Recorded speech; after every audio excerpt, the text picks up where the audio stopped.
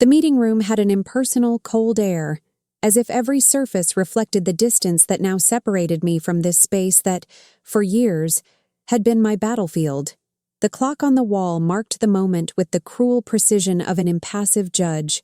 There it was, not my dismissal letter, but the deafening silence that accompanied it. Clara, you know your dedication has always been valued. But changes are necessary, said Robert Alden, his gaze paternal yet distant, while his son, Mark, sitting beside him, wore a smug smile, too confident for the situation. I didn't need to speak. My name is Clara Menezes, 38-years-old journalist. The words echoed firmly in my mind because they still define me, even though at that moment they became a kind of mantra against the irreversible injustice imposed upon me. Mark, with his 25 years and inexperience masked by the arrogance of someone who had only gotten there because of his father's name, received the promotion I had coveted for a decade. There, at that moment, there was no room for tears or outbursts of anger, only the immobile silence of decisions that depend on power, not merit. The room smelled of politics, of legacy disputes, of a game rigged by favoritism. The strong scent of air conditioning seemed to filter each word with calculated coldness, as if the environment itself recognized that I was an obstacle to be removed. As my fingers adjusted my watch, an automatic, almost ritualistic gesture, I absorbed every fragment of this betrayal. My eyes met the watch face with its steady numbers, a reminder of time relentlessly marching forward, but not unnoticed by someone who knows the value of patience. This wasn't an ending. It was the opening to what was to come. Each step I took out of that room was a silent declaration. They forgot that truth has legs of its own. It wasn't a flight. It was a strategic retreat. I let the door close behind me, not with the weight of defeat, but with the freshness of calculation, of an inner summons to reverse the plan they had set in motion. In the corridor, the faint echo of my colleagues' footsteps contrasted with the whirlwind of thoughts that invaded me. Everything was there: the humiliation they had tried to inflict, the veiled contempt, the persistence of silence, families dominating businesses, legacies preserved at the cost of stifled talent, and me? I was more than a victim. I was the threat they hadn't considered incisive enough. As I walked, there was no rage, no despair, only a sharp focus, like a blade that knows the right moment to slice. The clock marked the time of an unspoken promise. Revenge, justice, truth. That meeting, which should have been the end, became merely the first move in a strategy I was already beginning to map out mentally. The world of journalism would change, not at the hands of Mark or his father, but by the firm hand of someone who knows the gears and possesses the tools to dismantle them. At that moment, with my fist clenched in my coat pocket, I connected with the inner voice that could not be silenced. The silence of the room was left behind, and I advanced with the conviction that truth, after all, always finds its own legs to walk on. As the corridor stretched before me like an endless tunnel, memory pulled me back to a scene from a few years ago, a time when Mark Alden was just another young, inexperienced face circulating through the newspaper's halls. It was hard to believe that this boy, still with a somewhat lost look and immeasurable ambition, was the same one who now smiled with the arrogance of someone who thinks the world owes him everything. I clearly remembered the first day he set foot in that newsroom. I was already established, with a career built on sleepless nights and investigations that had shaken powerful figures and exposed secrets that, even today, would make many people clench their fists. Mark, however, seemed oblivious to this reality. Or perhaps he was simply too protected to see it. In the beginning, I felt a kind of pity. A young man drowning in privileges who preferred to ignore the hard work of research and investigation. At that moment, I perceived for the first time the perverse gear that turned behind the family-run newspaper. In meetings where merit should have reigned supreme, I witnessed the politics of favoritism, a force as palpable as the smell of old coffee that permeated that old newsroom. Every step of his career seemed supported by an invisible pillar erected by his father's name, Robert Alden, and not by the quality of his work. Mark never needed to impress with strong reports or confront the dilemmas of a difficult assignment. Instead, he received ready-made articles, the comforting proximity of the powerful, and the certainty of a quick rise in the hierarchy. I, on the other hand, delved into the complexity of investigations, digging up data, checking sources, cross-referencing dozens of pieces of information to ensure the accuracy of what I signed as truth. My pride lay in the rigor of the details, in the patience to unravel plots, and in the love for the profession that, for me, was more than a job. It was a mission. Memory took me to one meeting in particular, where Mark presented a shallow summary of a pending complaint. I remember how my humble comment, full of data and strategic questions, was ignored, while his superficial report received applause. An emblematic moment that reinforced my conviction that it wasn't talent that decided who advanced in that newsroom, but rather family political maneuvering.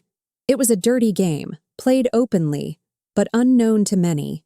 I saw, behind the curtains, the editor-in-chief closing his eyes to young Alden's failures, while I was frequently called upon to back down under pressure to not complicate things too much. The genuine respect for my articles did come from colleagues who understood the value of the work, but that meant nothing when the newspaper's structure preferred to blindly preserve its legacy. Internally, my voice was just another noise muffled by larger interests. During those years, my work became a kind of silent battle against this structure. Each investigative report, each published exposé, was a small movement to dismantle the protection the Aldens believed to be unshakable. But it wasn't just the favoritism that gnawed at me. It was the bitter realization that so many talented and dedicated colleagues were also swallowed up by the same internal politics, a system that killed more potential than it offered solutions to the public. Even so, I resisted.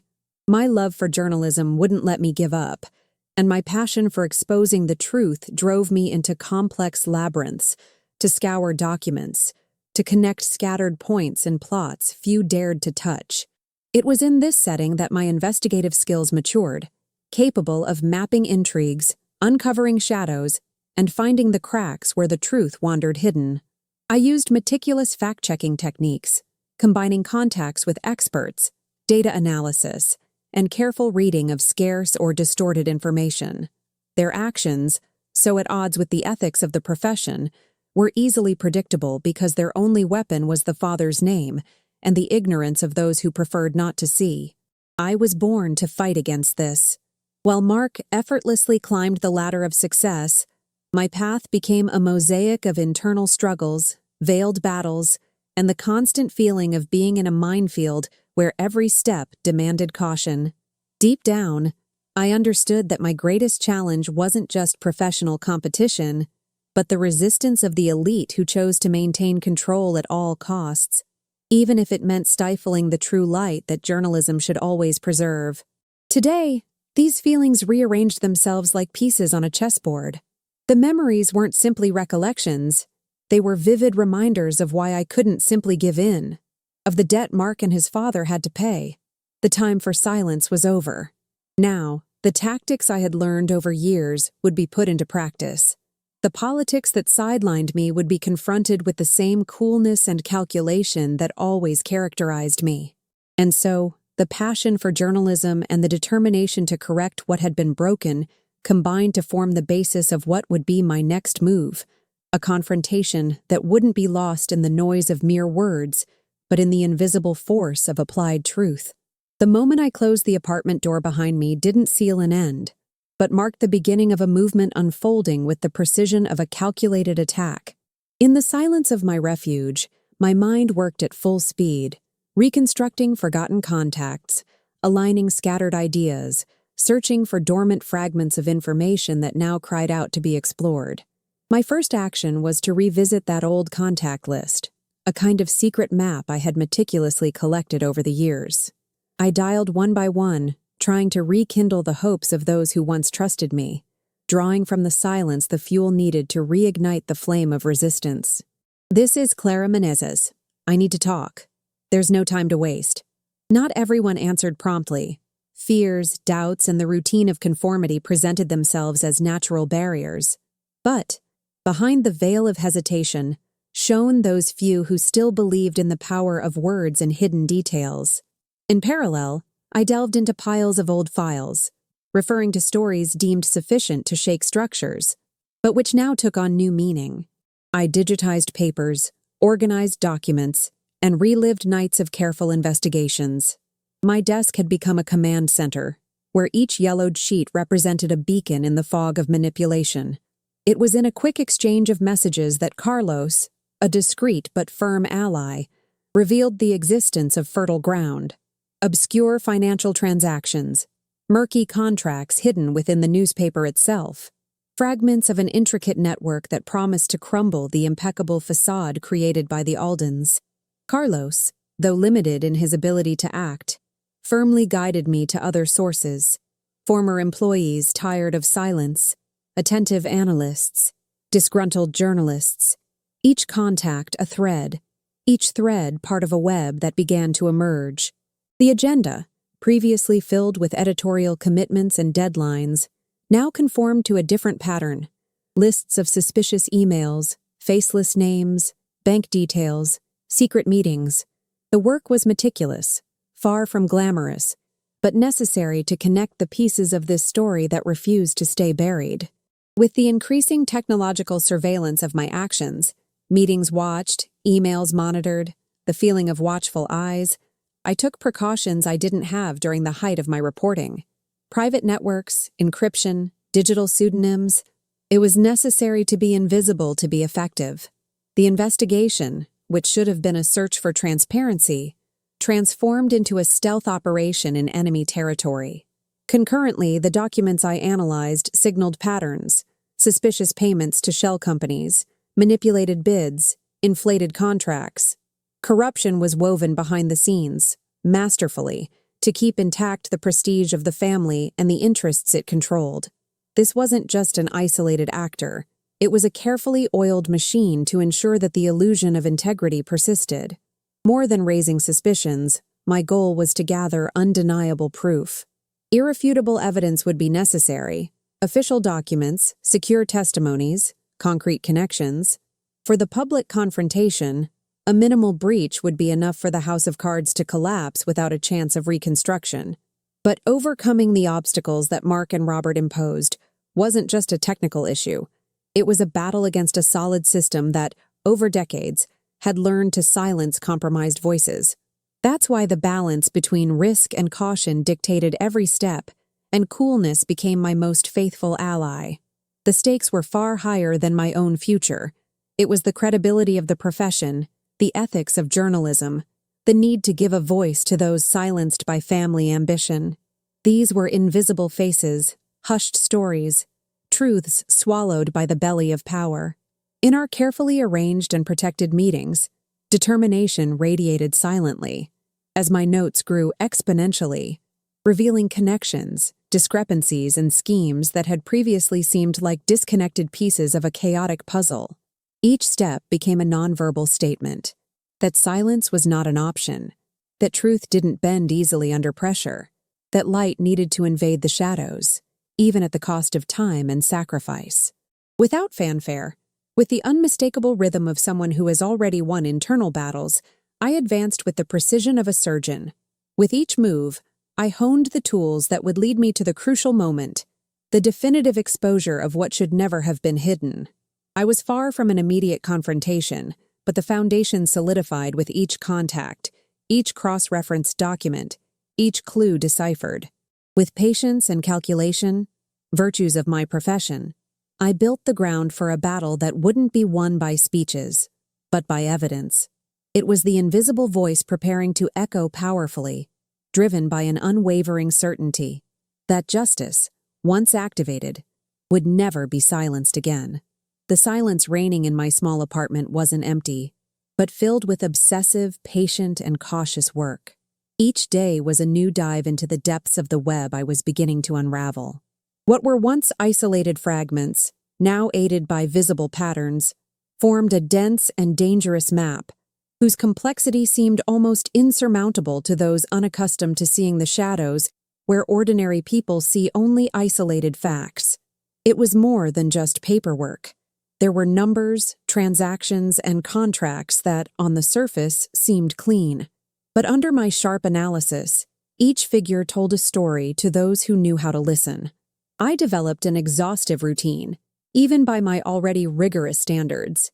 In the morning, I would scour financial spreadsheets, cross-reference bank data, and observe suspicious movements that didn't match the declared flow of the newspaper. I detected unaccounted-for bonuses, contracts signed with shell companies, and payments that avoided obvious trails. The systemic complexity of the corruption surprised me with its organization.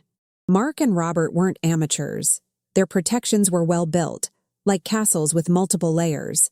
However, the same zeal with which they planned their fraud fueled my hopes for a possible complete exposure. Everything meticulous and planned leaves traces, and I had trained eyes to find them.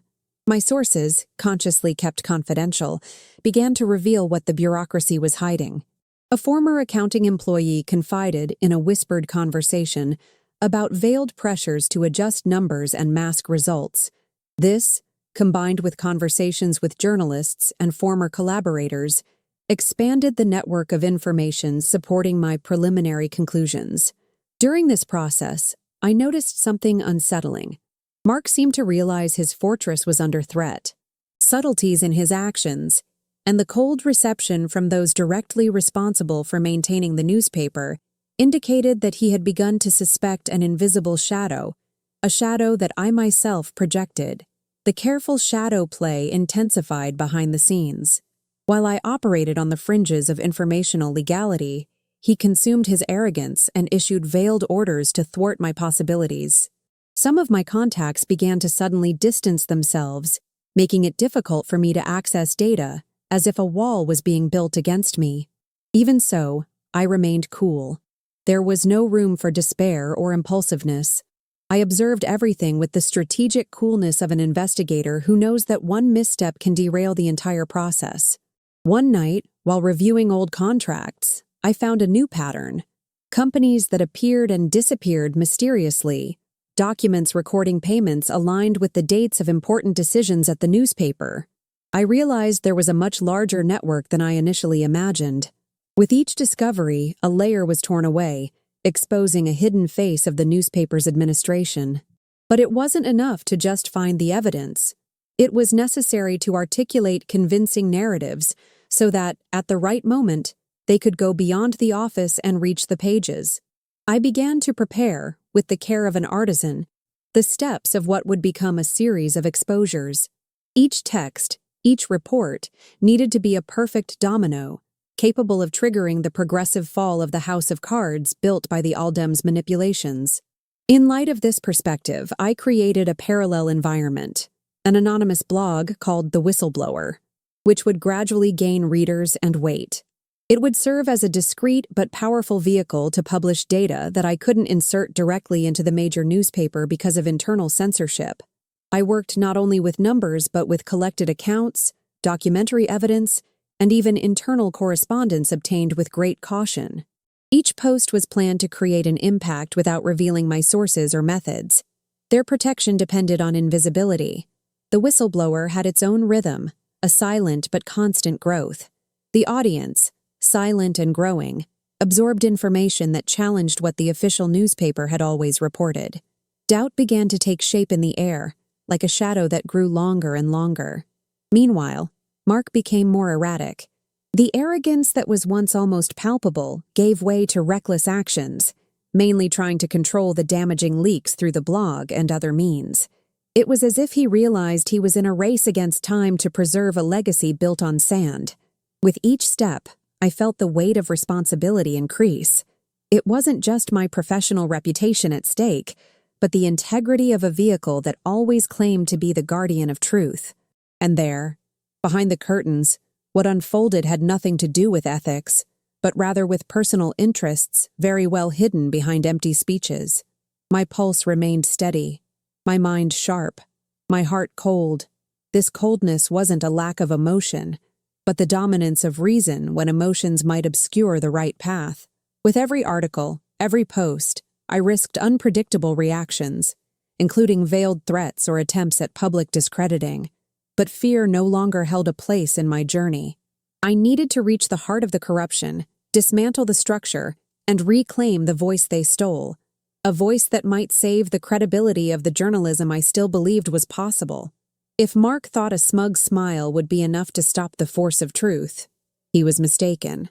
I was playing a longer game, where patience and precision would bring down the shadowy empire he and his father had carefully built. Because, in truth, they forgot that truth has legs of its own, and those legs walk firmly, even in the shadows of silence. With each new post on the blog, The Whistleblower, a carefully placed piece in the sequence of truth, I knew I was approaching the breaking point, that delicate moment when the shadow dissolves under the unrelenting glare of light. My investigation had uncovered more than simple irregularities. It exposed an intricate web that involved not only the newspaper, but an entire chain of shadowy interests. It was during a silent confrontation with the financial spreadsheets that I understood the true extent of the scheme. Mark and his father, Robert, weren't limited to traditional practices of favoritism and editorial manipulation. They operated a system of money laundering, inflated contracts, payments to shell companies, and even hidden guarantees that maintained absolute control over the news outlet. It was the invisible gear that ensured the continuation of the family legacy, no matter the cost.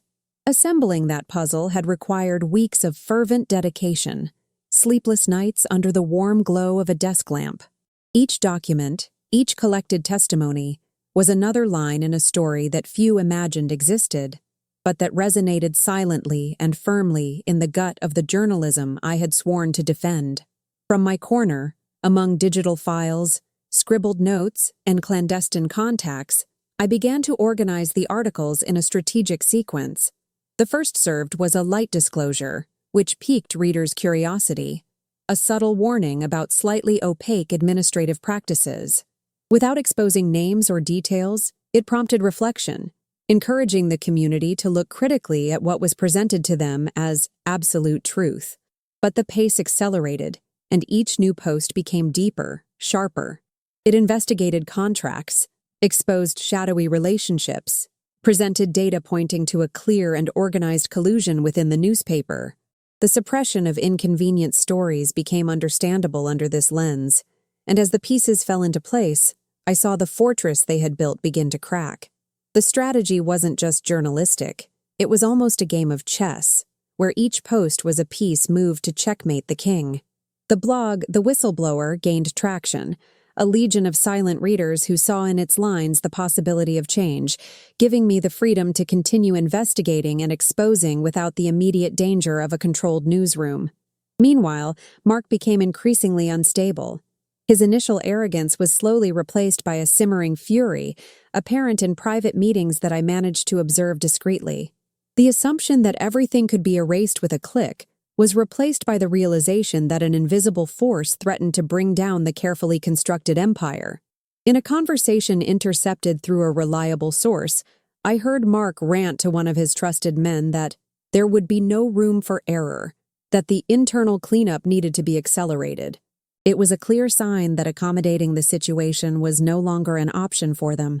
The escalation of my investigation was nearing its peak, and they felt it with the urgency of someone feeling the noose tighten. Each published article had a dual function: to inform and prepare the ground for the next, building the narrative of the total truth.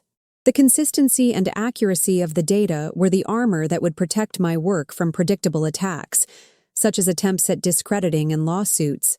But I also revealed an aspect that Mark and Robert didn't want anyone to know: the murky past of fraudulent dealings dating back decades to the time of the newspaper's founding. Old documents, letters, and unexpected videos brought to light the boundless ambition and the use of the media as a tool to influence political and economic decisions over the years. The impact of the sequence of publications transcended my immediate circle. I began to receive anonymous messages from journalists who, until then, had been forced to silence their own denunciations.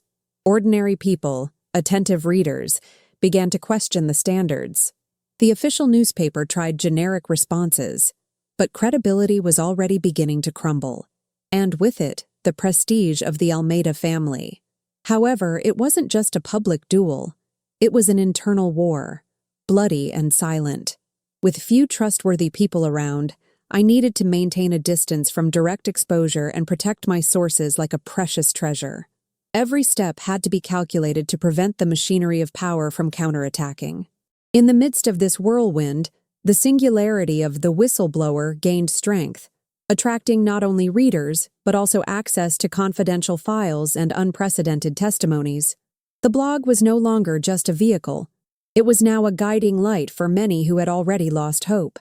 I consolidated enough material for a monumental publication, a complete series that, if released flawlessly, would definitively dismantle the foundations of the empire built on lies and betrayals. It was the high point of my plan, the piece that would topple all the others. But as in every delicate game, the execution needed to be precise. The precise timing, the perfect articulation, and the synchronization of the narrative with the reactions of society and the wider press would define the success or failure of my endeavor. It was a complex and sublime web, woven with the experience accumulated over the years. No step would be taken ahead of time. Each movement, cold and conscious, would fulfill a strategic role. Reflecting on that journey, I realized that truth indeed has legs of its own. They traverse winding paths, face storms and darkness, but inevitably reach their destination. Silently, without fanfare, I prepared the ground for the fall of those who thought that power alone was enough to silence voices. The voice they tried to silence was stronger than ever, and the world was about to hear what I had to say. On that silent night, as I finalized another carefully crafted article for the whistleblower, I felt the weight of responsibility mingle with the adrenaline of someone who knows they are about to change the entire game. The calls, messages, and emails that began arriving more frequently revealed that what was once a small point of light in the vast media universe was transforming into a flame that was beginning to bother the powerful. The whistleblower was emerging from digital clandestinity to assume the role of a vector of truth, confronting the complex web of interests that the Aldens had woven for decades. Mark Alden, with his smug smile that was now beginning to fade, was still trying his best to control the damage, but his growing concern was evident. Robert, in turn, showed the fury and restlessness of someone who sees his hard-won empire threatened by forces he had until then believed he could control. Each published article was a meticulously crafted blow against the fragile structure supporting the Alden family and their newspaper. We revealed shady contracts, overpriced and signed without transparency, payments to shell companies that mysteriously disappeared after transactions, editorial decisions manipulated to favor business allies and hide scandals. The publications, solid in data, testimonies, and documentary evidence, dismantled with surgical precision, a narrative constructed to deceive the public. The official newspaper's reaction was swift. Behind the scenes, the tension was a ticking time bomb about to explode. Some collaborators began to jump ship, fearful of the consequences. Others, still bound by silence and corporate omerta, tried to resist. Mark, in an attempt to stem the bleeding, orchestrated smear campaigns aimed at discrediting me professionally, spreading falsehoods on social media and among colleagues. They accused me of manipulating information, distorting the truth, and acting out of spite, clear attempts to divert attention from what really mattered, the irrefutable evidence I had gathered. I had to reinforce my security and that of the loyal sources who trusted my work. In the midst of this, I learned to operate with even more discretion, using encrypted mechanisms and secure communication methods to evade the watchful eyes of agents infiltrated into the newsroom and possible allies of the Alden family. The game was getting more dangerous, but the conviction surrounding the importance of what I was doing froze my fear. In parallel, the whistleblower grew like a tower. Its influence reverberated not only among readers thirsty for truthful information, but also in journalistic and political circles that were beginning to move pieces in response to the avalanche of evidence. It was a silent but fundamental victory, because invisibility made my actions more powerful. The publication of the final dossier defined the finish line for that phase of my endeavor. It was a forceful compilation, presenting bank statements, contracts, screenshots, meeting records, recordings, and testimonies that left no room for doubt. The report detailed which companies belonged to the scheme, how money laundering concealed gigantic embezzlements, and how editorial control was used as a tool for political and social manipulation. The trump card, within reach, the key to the mine that would bring down the house of cards. The public response was immediate and impactful. Other media outlets began to breathe the fresh air of the denouncement, creating space for debates and official investigations and demanding rigorous scrutiny. The public prosecutor's office emerged, launching investigations and making the situation unsustainable for the Aldens. The pressure could no longer be ignored. Internally, the newspaper felt tremors, resignations, sudden changes in command, new rules imposed to try to silence internal voices. Mark, the figure who embodied arrogance and impunity, saw his aura dissipate, his steps becoming erratic, desperately trying to contain the irreversible damage. Internal disputes took on a different tone. Institutional survival was at stake. However, my journey was not over. I knew this was just one battle in a larger war. I would continue to closely monitor developments, ensuring that the truth was permanently ingrained in the public and judicial conscience.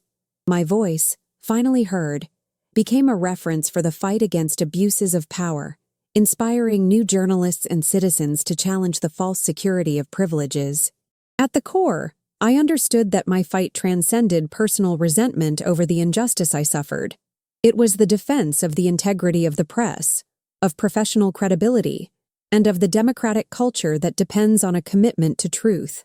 A constant reminder that, even when silenced, the voice of justice finds ways to rise and resist. The legacy of the Alden family was beginning to crumble, and I, who had once been thrown out of that newsroom, now returned stronger, not as mere personal revenge, but as a living story of the word and the power it possesses. The truth, as I defended it, walked firmly and tirelessly. They had forgotten, however, an essential detail. The truth always has legs of its own, and from those legs, no one could stop the pace.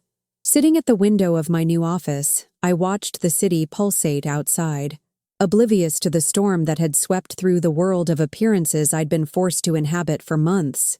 The blog, the whistleblower, which started silently and almost invisibly, had become a respected platform, a firm voice amidst so many others that were hollow and empty. I was, at last, the owner of my narrative, not a pawn in the gears of a family's power game, but the architect of my own truth. The path to get here was arduous and marked by losses, broken friendships, sleepless nights, and a lot of fighting against a system that preferred to hide its flaws rather than face them. But the current feeling wasn't one of complete victory, nor bitter revenge. It was something deeper: justice, a sense of restored, amplified justice that went beyond my name, my pain, or my past. When I read comments from readers, testimonials from journalists who had rediscovered their courage, or noticed the different look from previously indifferent colleagues, I felt that the ground for true journalism was expanding. My voice, finally, was finding echoes and giving strength to a community that refused to accept manipulation, that demanded transparency and truth. It wasn't power that kept me strong, but an untouched commitment to ethics, to rigorous investigation, and above all, to respect for those who place their hopes in the press. In this new phase, there was no more room for vanity or resentment, only for the mission.